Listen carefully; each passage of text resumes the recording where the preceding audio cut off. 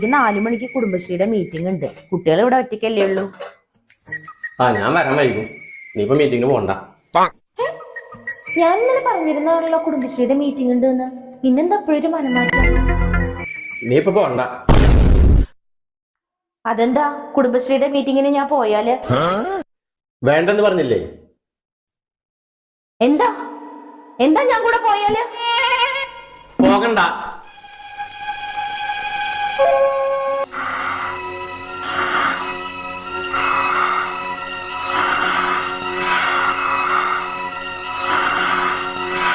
விடமாட்டே விடமாட்டே.